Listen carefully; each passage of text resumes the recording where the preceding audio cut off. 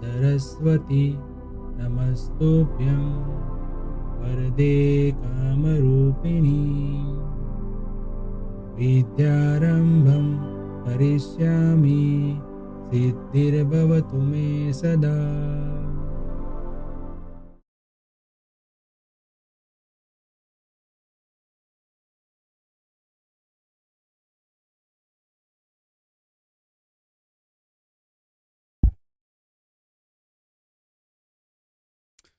Hello everyone, welcome to मंत्र e learning. Friends, business law में हमारा chapter number 1 the Indian contract act 1982 start किया था हमने लास्ट लेक्चर से। आज का लेक्चर नंबर 2 है और इसमें हम देखने वाले हैं essential element of a valid contract. इसके पहले हमने जो कॉन्ट्रैक्ट की डेफिनेशन जो हमें इंडियन कॉन्ट्रैक्ट एक्ट में दी है उसके लिए थोड़ा इंट्रोडक्शन लेवल पे, बेसिक लेवल पे हमने जाना था एग्रीमेंट क्या होता है। फिर वो जो एग्रीमेंट होता है उसको एनफोर्सेबल लॉ, यानी कि लॉ को लॉ के हिसाब से हम उसको एनफोर्स कर सके तो उसको हम कहते हैं कॉन्ट्रैक्ट। बट एग्रीमेंट के अंदर भी पहले प्रपोजल था, ऑफर था, वो सब बारे में डिस्कशन हमने फर्स्ट लेक्चर में की है। अगर आपको कॉन्ट्रैक्ट की डेफिनेशन ठीक से समझनी है और उसके बाद हम क्या क्या एसेंशियल कॉन्ट्रैक्ट के अंदर होते हैं वो देखना है, तो आपको पहला लेक्चर देखना चाहिए जहाँ पे आपको बेसिक से पता चलेगा कि कॉन्ट्रैक्ट क्या होता है। बराबर। अब कॉन्ट्रैक्ट जो है होता है उसकी एसेंशियल एलिमेंट्स क्या होते हैं, मतलब जब भी हम कोई कॉन्ट्रैक्ट एक्ट की कोई प्रोविज़न जो है उसको हमें फुलफिल करना है या वो प्रोविज़न का यूज़ करके हमें बाय लॉ जाना है, तो हमारा जो कॉन्ट्रैक्ट हमने जो किया होता है, हम ऐसे नॉर्मल लैंग्वेज में बोलते हैं कि मैंने कॉन्ट्रैक्ट किया है, बट क्या वो कॉन्ट्रैक्ट बाय लॉ सही है या लॉ के अंदर या एक्ट के अंदर जो दिया हुआ है उतने एसेंशियल एलिमेंट्स उसमें है। अगर उसमें से एक भी मिसिंग है तो वो आपका कॉन्ट्रैक्ट है ही नहीं, तो फिर आप उसको किस तरीके से बाय लॉ जाके एनफोर्स कर सकते हैं। तो इसीलिए हमें जानना है कि एसेंशियल एलिमेंट्स ऑफ कॉन्ट्रैक्ट क्या क्या होते हैं, और जितने भी यहाँ पे एलिमेंट्स हम डिस्कस करेंगे वो एक वैलिड कॉन्ट्रैक्ट करने के लिए ज़रूरी है। तो आप जब भी कोई कॉन्ट्रैक्ट करना है, और बिजनेसेस के अंदर ऐसे कॉन्ट्रैक्ट तो होते रहते हैं, बराबर, तो इसीलिए हमें ये जानना है कि कॉन्ट्रैक्ट के अंदर एसेंशियल एलिमेंट्स क्या क्या होने चाहिए। ठीक है, तो इंडियन कॉन्ट्रैक्ट एक्ट 1982 के अंदर जिस तरीके से दिया है वैसे हम देखते हैं कि essential element of valid contract के अंदर क्या क्या होता है। तो according to section 10 of Indian contract act, following condition must be fulfilled before an agreement becomes a contract. अब एग्रीमेंट जो है वो और कॉन्ट्रैक्ट, वो दोनों के अंदर बहुत सी डिफरेंसेस है। एग्रीमेंट यानी हम वैसा बोल सकते हैं कि भाई हमने कोई समझौती की। समझौती की मतलब कि हमने कोई पार्टी के साथ डिस्कस की और हमने तय किया कि हम ऐसा ऐसा काम करेंगे, बस वो हो गया एग्रीमेंट। हम कभी भी बोलते हैं, जॉब के लिए भी जाए तो बोलते हैं कि मैंने एग्रीमेंट साइन किया, मैंने बॉन्ड साइन किया, बराबर, और वो एग्रीमेंट ही होता है। एग्रीमेंट का मतलब होता है कि भाई दोनों पार्टी जो है वो अपने अपने टर्म कंडीशन एक दूसरे को बताती है और वो दोनों में उसमें एग्री होती है और एग्री होके उसमें आगे काम करती है, तो वो हो गया एग्रीमेंट। बट एग्रीमेंट जो है वो कॉन्ट्रैक्ट कब बनता है, तो वो कॉन्ट्रैक्ट तभी बनता है जब यहाँ पे जो सेक्शन 10 के अंदर हमें जितनी भी कंडीशन दी है वो कंडीशन वो फुलफिल्ड करता हो, तभी वो as per contract act contract माना जाएगा। बराबर है। सबसे पहला होता है कॉम्पिटेंट पार्टीज। कॉम्पिटेंट पार्टीज का मतलब होता है कि जो भी दो पार्टी, यानी कि जो भी दो पर्सन या दो से ज्यादा पर्सन जो एग्रीमेंट करते हैं या फिर कॉन्ट्रैक्ट करते हैं वो कॉम्पिटेंट होने चाहिए। कॉम्पिटेंट का मतलब होता है समर्थ। समर्थ मतलब उसका वो कैपेबिलिटी वो होनी चाहिए। अब वो क्या होती है कैपेबिलिटी, वो सेक्शन 11 में हमें बताई है। अब the contract defines competence to contract as follow. क्या क्या होना चाहिए, तो सबसे पहले ये दिया है कि every person is competent to contract who is of the age of majority according to the law to which he is subject and who is of sound mind and it is not disqualified from contracting by any law to which he is subject. मतलब जो भी person यहाँ पे contract के अंदर contract करना चाहता है या कॉन्ट्रैक्ट किया हुआ है, वो उसकी एज सबसे पहले कॉम्पिटेंट के लिए हमें यहाँ पे समझनी कि वो इसकी एज जो है वो मेजोरिटी में होना चाहिए। माइनर कभी कॉन्ट्रैक्ट कर सकता नहीं है, अगर उसने किया भी है तो वैलिड कॉन्ट्रैक्ट नहीं है। और मेजोरिटी एज हमारे यहाँ होती है 18 ईयर्स। 18 ईयर्स के ऊपर की जिसकी भी जो भी पर्सन की एज है वो हमें उसको हम मेजर बोलते हैं, और 18 से नीचे जो एज होती है उसको हम बोलते हैं माइनर। तो सबसे पहली ये कंडीशन है सेक्शन 11 में बताया है कि जो भी पर्सन है वो मेजोरिटी एज में होना चाहिए तो ही वो कॉन्ट्रैक्ट करने के लिए कॉम्पिटेंट है, बराबर। और फिर होना चाहिए साउंड माइंड, यानी कि वो बुद्धि से, माइंड से ठीक होना चाहिए। अनसाउंड माइंड यानी कि जिसका हम बोलते हैं कि दिमाग ठीक नहीं है या थोड़ा बहुत कम चल रहा है, ऐसे कोई पर्सन के साथ हम कॉन्ट्रैक्ट करते हैं और ऐसा प्रूव हो जाता है कि भाई वो तो अनसाउंड माइंड है, वो तो कभी कुछ भी कहता है, बराबर, वो कुछ भी बोल देता है, किसी की बातों में आ जाता है, ऐसा कुछ पर्सन है तो वो अनसाउंड माइंड होता है, वो भी कॉन्ट्रैक्ट करने के लिए कॉम्पिटेंट नहीं है। तो कॉम्पिटेंट की यहाँ पे क्या बताया गया, एज तो मेजोरिटी होनी चाहिए और दूसरा वो साउंड माइंड होना चाहिए, और कोई भी कॉन्ट्रैक्ट के अंदर वो डिसक्वालीफाइड नहीं होना चाहिए। कॉन्ट्रैक्ट करने के लिए वो कोई भी लॉ के अंदर जो लॉ उसके लागू होता है उसके अंदर वो डिसक्वालीफाइड होना चाहिए नहीं, तभी वो कॉन्ट्रैक्ट कर पाएगा, ऐसा यहाँ पे बताया। अब ये जो है कि डिसक्वालीफाइड क्या हुआ, तो कुछ ऐसे पर्सन होते हैं जो कुछ एक्ट नहीं कर सकते। जैसे कोई कंपनी है तो कंपनी का डायरेक्टर है, वो कंपनी के बिहाफ पे कॉन्ट्रैक्ट कर सकता है, तो ये कॉम्पिटेंसी हो गई। बट कंपनी के बिहाफ पे कंपनी का एम्प्लॉय जो है वो कॉन्ट्रैक्ट नहीं कर सकता, तो ये डिसक्वालीफाइड है। वहाँ पे एम्प्लॉय डिसक्वालीफाइड है कि वो कंपनी के हिसाब से, वो मैं इस कंपनी में जॉब करता हूँ, मेरी कंपनी ये है वो कर सकता नहीं है, वो कंपनी का डायरेक्टर ही कर सकता है, भाई कंपनी ने जिसको अथॉरिटी दी है वो कर सकता है। तो इस हिसाब से ऐसे कोई लॉ में वो डिसक्वालीफाइड नहीं होना चाहिए, तभी वो कॉम्पिटेंट है।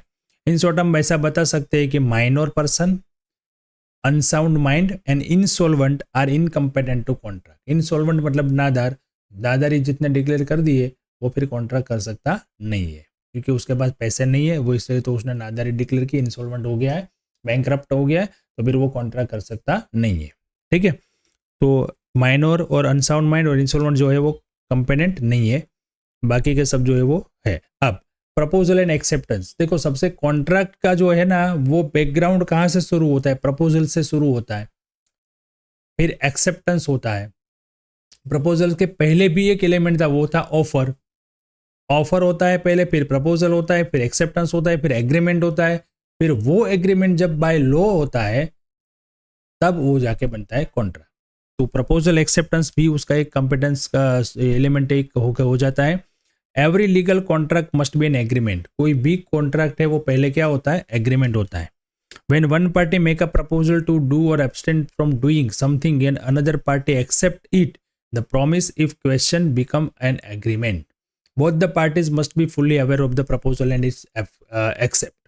जब कोई एक पार्टी दूसरी पार्टी को कोई ऑफर करती है या कोई प्रपोजल देती है और कुछ काम करने के लिए या कुछ काम नहीं करने के लिए, और जब सामने वाली पार्टी जो है उसको समझ के फिर एक्सेप्ट करती है, तब वो प्रॉमिस जो है, दोनों के बीच जो प्रॉमिस बनी वो प्रॉमिस बन जाती है एग्रीमेंट, और फिर वो एग्रीमेंट जो है हम बाय लॉ उसको एनफोर्स कर सकते हैं, तब वो बन जाती है कॉन्ट्रैक्ट। तो कॉन्ट्रैक्ट के लिए सेकंड नंबर का पॉइंट जो है वो बहुत इंपॉर्टेंट था, प्रपोजल और acceptance. Number 3 legal rights and obligation. Third number का जो है वो legal rights and obligation. The agreement arrived at as mentioned above but must have the intention of creating legal relation or legal rights and obligation between the parties। मतलब दोनों party ने जब कोई भी एग्रीमेंट किया है तो वो एग्रीमेंट जो है वो लीगल राइट्स या ऑब्लिगेशन क्रिएट करना होना चाहिए। जैसे मैं एग्जांपल दूं आपको कि भाई हमने पार्टनरशिप डीड बनाई और पार्टनरशिप के अंदर 2 पर्सन जो है वो बिजनेस करने का डिसाइड किया, तो पार्टनरशिप डीड ये हो गया उनके लिए कॉन्ट्रैक्ट। उसके अंदर सारी कंडीशनें लिखी हुई है। अब ये जब पार्टनरशिप डीड बनाई, 2 पार्टनर ने बिजनेस किया, तो दोनों पार्टनर जो है वो दोनों पार्टनर को अपने अपने लीगल राइट्स पार्टनरशिप में मिलते हैं।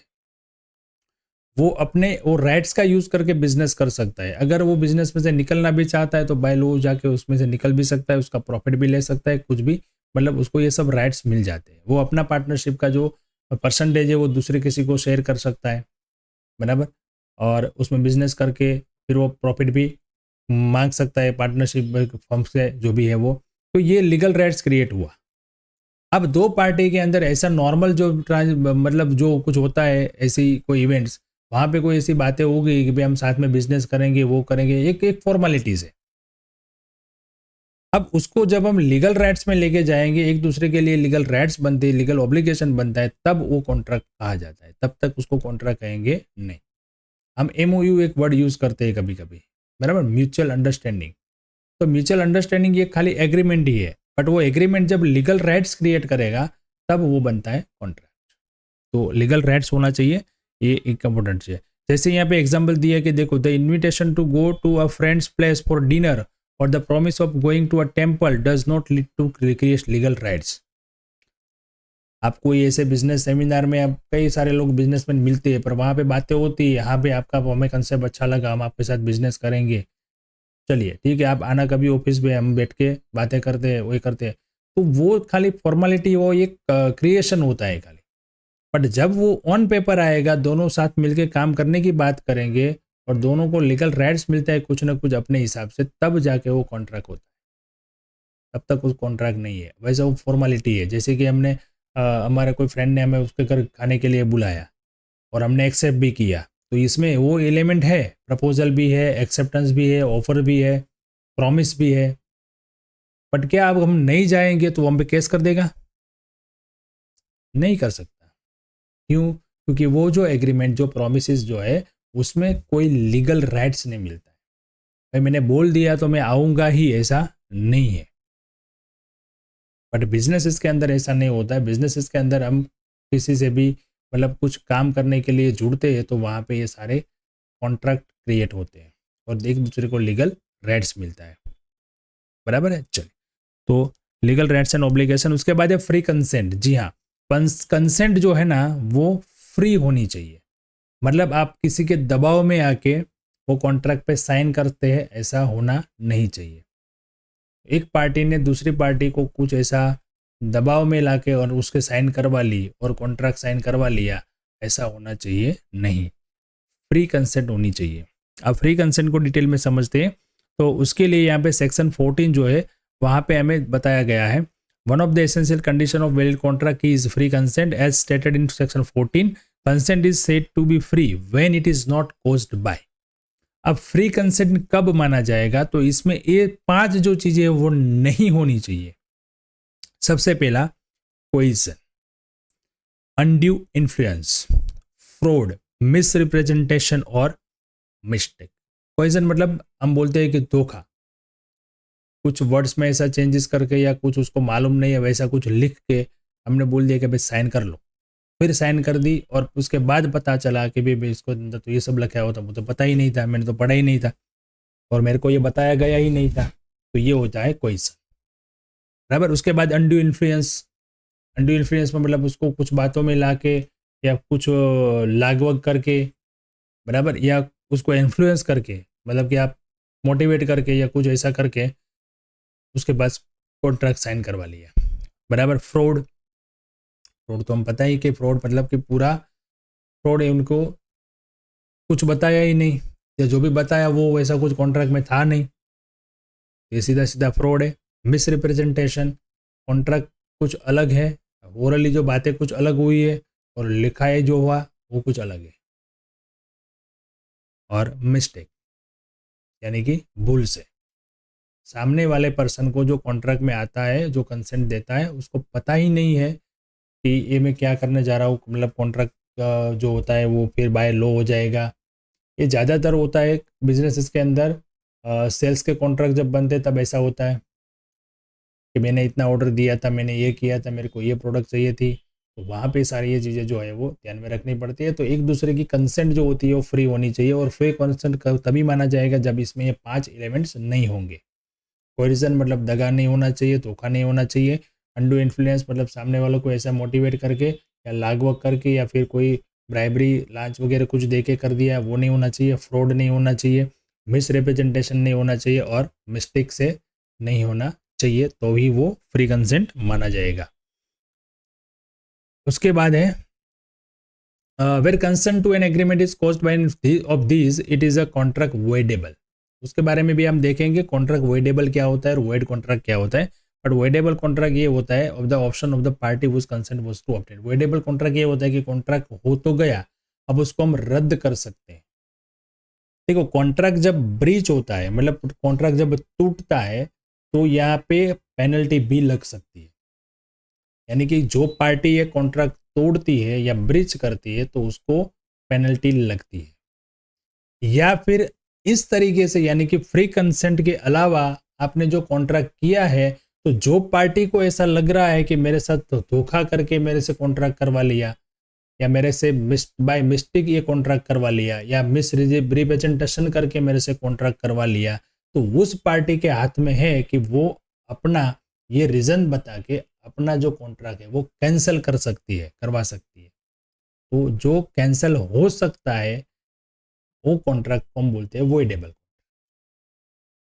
बट ये तभी, यानी कि जिसके अंदर ये एलिमेंट्स होने चाहिए, या फिर जो हम एलिमेंट्स यहाँ पे देखते हैं, जो भी एलिमेंट्स उसमें से कोई एक भी एलिमेंट्स नहीं है, तो उसको भी हम वॉइडेबल कॉन्ट्रैक्ट कहेंगे, उसको भी हम वॉइड कर सकते हैं। बराबर, तो ये होता है voidable contract. Where both the parties give consent mistake और fact the contract is void. जब दोनों पार्टी ने बाय मिस्टेक कॉन्ट्रैक्ट कर लिया है तो वो कॉन्ट्रैक्ट वॉइड है। बराबर, यानी कि वो कॉन्ट्रैक्ट कैंसिल ही है। Thus free consent of parties is essential to a contract. Free consent जो है वो कंपलसरी एसेंशियल एलिमेंट मानते हैं। नेक्स्ट है लॉफुल कंसिडरेशन ऑफ ऑब्जेक्ट।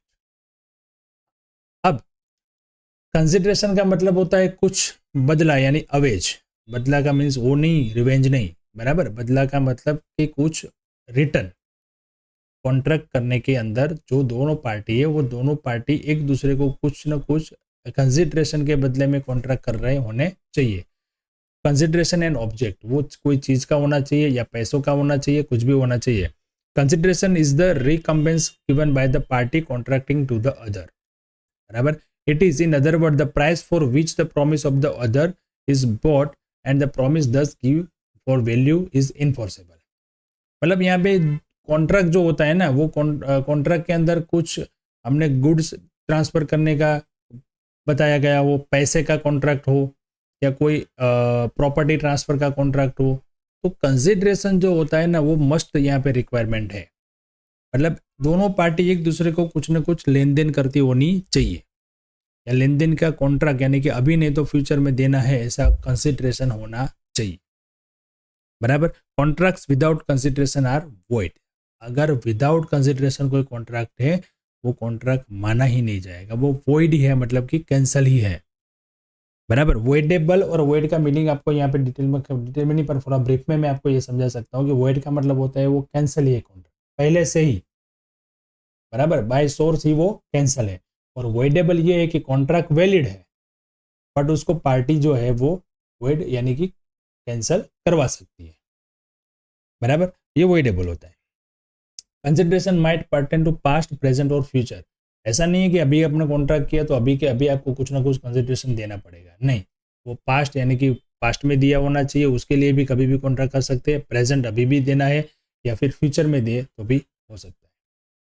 ठीक है, कंसिडरेशन की जो है ना वो डेफिनेशन हम देखें यहाँ पे सेक्शन 2D में दी है, तो ऐसी है कि when at the desire of the promisor the promisee or any other person has done or abstained from doing or does or abstains from doing or promises to do or abstain from doing something, such act are or abstentions to promise is called a consideration of the promise. अब देखो थोड़ी law की language है तो थोड़ा लगेगा आपको, पर यहाँ पे जितने ऑप्शन है वो सब ऑप्शन कवर करने पड़ते हैं डेफिनेशन में। तो यहाँ पे ये बताया गया है कि when at the desire of promisor, जो प्रॉमिस देने वाला है प्रोमिसर, वो उसके डिजायर मतलब उसकी इच्छा से the promisee or any other person, मतलब जो जिसको वो प्रॉमिस दे रहा है वो और उसके अलावा कोई और पर्सन हैज डन, वो कोई कार्य करे, और एब्सटेंड फ्रॉम डूइंग, वो कोई काम करने से अटके यानी कि रुके, और डज और एब्सटेंड फ्रॉम डूइंग, अगर वो कर रहा है तो उसके वो स्टॉप करे या उसको रुक जाए, और प्रोमिसेस टू डू और एब्सटेन फ्रॉम डूइंग समथिंग, या कुछ नहीं करने का जो भी वचन है वो हम प्रॉमिस देते हैं, या कुछ अपने खिलाफ वो नहीं करेगा, या कर रहा है तो वो स्टॉप करेगा या फ्यूचर में नहीं करेगा। और एब्सटेंस और प्रोमिसेस कोल्ड, तो ये जो है वो बोलते हैं उसको कंसिडरेशन। मतलब एक दूसरे के लिए बात हुई कि भाई मैं आपके लिए ये काम करूंगा तो आप मुझे ये देंगे, मैं आपके लिए वो काम कर रहा हूँ, वो नहीं करूंगा तो आप मुझे ये देंगे। मतलब काम करना या काम करने से रोकना, या काम फ्यूचर में वो नहीं करेगा, ये सारी चीज़ें। कंसिडरेशन का एक अलग से पूरा डिटेल में हम लेक्चर है उसमें देखेंगे, बट यहाँ पे कंसिडरेशन का खाली एक मीनिंग है, तो हम इतना खाली समझ सकते हैं कि कंसिडरेशन का मतलब ये होता है कि दोनों पार्टी के बीच कुछ लेन देन की वो कंडीशन होनी चाहिए, बराबर। Without consideration contract is void. Consideration must be for legal object and it must not be against the public. अब जो कंसिडरेशन जो है वो लॉफुल होना चाहिए, लीगल होना चाहिए, वो पब्लिक के खिलाफ होना चाहिए नहीं, मतलब पब्लिक पॉलिसी के खिलाफ होना चाहिए नहीं, बराबर। लॉफुल ऑब्जेक्ट, अब जो मेन एम है कॉन्ट्रैक्ट का वो लॉफुल होना चाहिए। इलीगल एक्टिविटीज के लिए हम कॉन्ट्रैक्ट नहीं कर सकते, जैसे कि गुजरात के अंदर देखो यहाँ पे अल्कोहल प्रोहिबिशन है, तो गुजरात के अंदर हम अल्कोहल सेलिंग का जो भी कॉन्ट्रैक्ट करेंगे तो वो कॉन्ट्रैक्ट है ही नहीं, क्योंकि उसमें लॉफुल ऑब्जेक्ट ही नहीं है। इलीगल एक्टिविटी के लिए हम कॉन्ट्रैक्ट कर रहे हैं तो वो कॉन्ट्रैक्ट नहीं होगा। तो object of the contract must be lawful, the following of object are unlawful, जैसे if it involves any injury to person or property of anyone, बराबर। ऐसी कोई भी हम कॉन्ट्रैक्ट करते हैं जो किसी और को इंजरी कर सकता है, किसी प्रॉपर्टी को नुकसान कर सकता है, तो वो जो है वो लॉफुल ऑब्जेक्ट नहीं है। The court regards it as immoral और अपोज टू पब्लिक पॉलिसी। अब कोर्ट ने इसको बताया गया कि ये इमोरल है और ये पब्लिक पॉलिसी के अपोज में है, तो ये लॉफुल ऑब्जेक्ट नहीं होगा। If it defeat the provision of any other law, दूसरे कोई लॉ की प्रोविजन है उसको तोड़ता है या उसका पालन नहीं करता है, यानी डिफीट करता है, तो वो भी लॉफुल ऑब्जेक्ट नहीं है। इफ इट इज फ्रॉड्यूसेंट, मतलब ये फ्रॉड हो तो भी नहीं, जैसे एक एग्जांपल मैंने दिया वही एक, गुजरात के अंदर वाइन, ड्रग्स एटसेट्रा प्रोहिबिटेड है, तो उसका वो यहाँ पे हम कुछ कॉन्ट्रैक्ट कर सकते नहीं है। जैसे देखो मैरिज का कॉन्ट्रैक्ट है, वो भी ऐसा नहीं कर सकते हम। हाँ, मैरिज करने के बाद जो मैरिज सर्टिफिकेट मिलता है वो सही है, पर हम किसी पर्सन को ये नहीं कह सकते जो मेजर पर्सन है उसको कि आप इनसे मैरिज नहीं कर सकते, ऐसा हम उसके पास लिखवा के कॉन्ट्रैक्ट करवा के साइन नहीं करवा सकते, क्योंकि वो पब्लिक पॉलिसी के अपोज में, बराबर। और यहाँ पे कोई और जो है लो, दूसरा कोई लो है, ये इंडियन कॉन्ट्रैक्ट देखिए, अब दूसरे कई सारे लो है, वो कोई लो की पॉलिसी जो है वो उसको डिफीट करता है, मतलब उसको तोड़ता है, वैसा भी कॉन्ट्रैक्ट यहाँ होना चाहिए नहीं, मतलब लॉफुल होना चाहिए नहीं, वैसी कोई कंडीशन हमारे कॉन्ट्रैक्ट में होनी चाहिए नहीं। लॉफुल ऑब्जेक्ट जो है वो लॉफुल ही होना चाहिए, अनलॉफुल होना चाहिए नहीं। और अनलॉफुल में यहाँ पे हमने 4 देखा, तो 4 होना चाहिए नहीं, ये देखना है। Agreement must not be A void under law, पहले तो एग्रीमेंट बनता है उसके बाद कॉन्ट्रैक्ट बनता है, तो जो भी एग्रीमेंट हमने जो किया है वो अंडर लॉ वॉइड होनी चाहिए नहीं। अगर वॉइड एग्रीमेंट है और उसको हमने कॉन्ट्रैक्ट में कन्वर्ट कर दिया तो वो कॉन्ट्रैक्ट है ही नहीं। Some agreements are declare to be void under the Indian contract act, they are, कुछ ऐसी है जो यहाँ पे वॉइड बताइए, जैसे कि agreement in restraint of marriage, जैसे मैंने अभी एग्जांपल दिया, वो मैरिज नहीं करने की, या किसी पर्टिकुलर पर्सन से आप मैरिज नहीं करोगे ऐसा किसी के पास लिखवा लेना, कॉन्ट्रैक्ट कर लेना, वो वॉइड एग्रीमेंट है, तो वो कॉन्ट्रैक्ट होगा ही नहीं, बराबर। Agreements in restraint of trade, business का, ट्रेड का एग्रीमेंट, वो भी नहीं करवा सकते हम किसी से कि भाई आप इस चीज़ का बिजनेस यहाँ पे नहीं करोगे, इस एरिया में नहीं करोगे, इतने पर्टिकुलर एरिया में आप ये प्रोडक्ट नहीं बेच पाओगे, ऐसा कुछ हम एग्रीमेंट नहीं कर सकते। हाँ, कुछ कंपनीज है उन्होंने ट्रेडमार्क लिया हुआ है, वो कर सकते हैं, मतलब वो भी इतना रिस्ट्रिक्शन नहीं कर सकते कॉन्ट्रैक्ट के अंदर कि भाई आप जो है वो हमारे प्रोडक्ट जो है वो हमारा ये मार्क जो है वो यूज़ नहीं कर सकते, बट उसको भी वहाँ पे हम वो प्रोडक्ट बेचने से मना नहीं कर सकते, उसको वहाँ पे रोक नहीं सकते। हाँ, हमारा जो ब्रांड है वो ब्रांड वो यूज़ नहीं कर सकते, वहाँ पे हम उसको रिस्ट्रिक्शन लगा सकते हैं।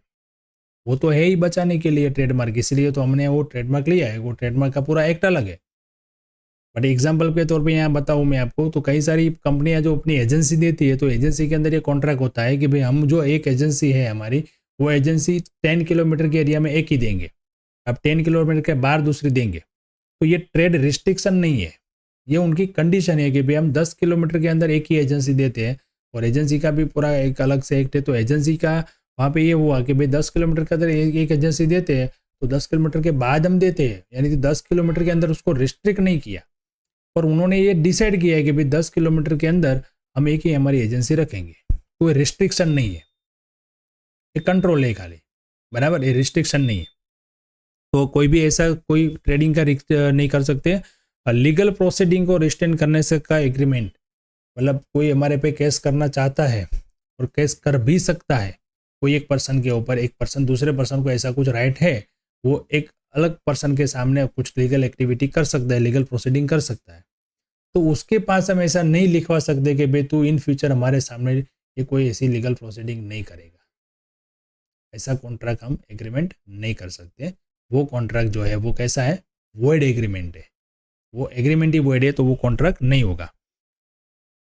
अनएम्बिजियस और वेगरिंग एग्रीमेंट्स, जैसे कि सट्टा बाजार हम जिसे बोलते हैं वेगरिंग एग्रीमेंट, बराबर, जहाँ पे जुआ, मतलब वैसे ही कुछ एग्रीमेंट हम नहीं कर सकते, वो खाली ओरली सब कुछ होता है, वो इम्पॉसिबल है।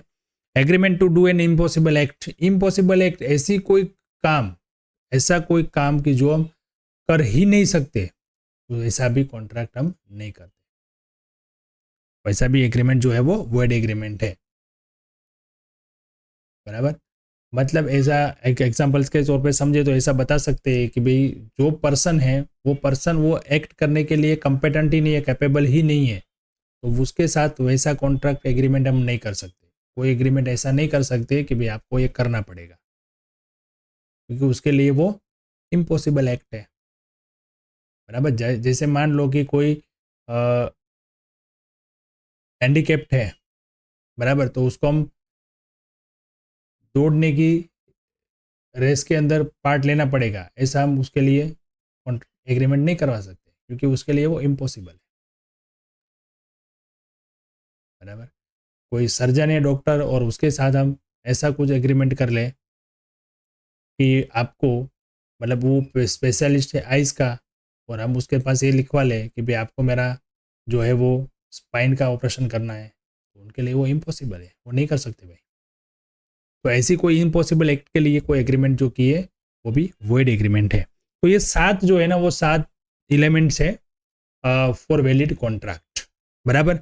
अब क्या क्या थे पहले हम खाली उनके नाम देख लेते हैं, और मैंने डिटेल में आपको यहाँ पे समझाया है, तो वो आपको एक्सप्लेनेशन भी अच्छा तरीके से याद रखना है, जैसे आप एग्जाम में आराम से लिख सको। सबसे पहले था कॉम्पिटेंट पार्टीज। कॉम्पिटेंट पार्टीज का मतलब होता है कि वो अनसाउंड माइंड और माइनर पर्सन होना चाहिए नहीं। प्रपोजल और एक्सेप्टेंस होनी चाहिए दोनों पार्टी के बीच में। तीसरा था लीगल राइट्स होना चाहिए, लॉफुल ऑब्लिगेशन मिलने चाहिए, वो बराबर। उसके बाद था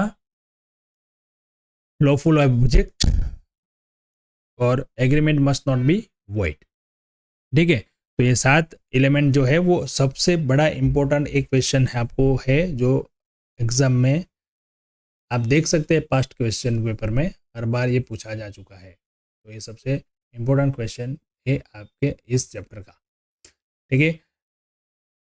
अब कि आपको समझ में आया होगा अच्छी तरीके से। अब आपको इसकी नोट्स बनानी है, और नोट्स जो है वो आपको बार बार रिवीजन करती रहनी है, और नोट्स बनानी कंपलसरी है, ये आप समझना। आप खाली यहाँ पे देख लिया, वीडियो देख लिया, पढ़ लिया, स्क्रीनशॉट ले लिया, वो नहीं है। एग्जाम आपको रिटर्न में देनी है, तो थियरी के जो भी सब्जेक्ट है उसके लिए आपको लिखने की प्रैक्टिस जरूर करनी है। प्रैक्टिकल में तो आप क्वेश्चन सोल्व करते हो तो लिखते ही है, पर फिर थियरी में आप लिख नहीं पाते, पेपर पूरा नहीं हो सकता, ऐसी भी कंप्लेन होती है। आपको ये सब लिख के प्रैक्टिस करना है, ठीक है। चलिए मिलते हैं नेक्स्ट लेक्चर में नए क्वेश्चन के साथ। Thank you and have a good.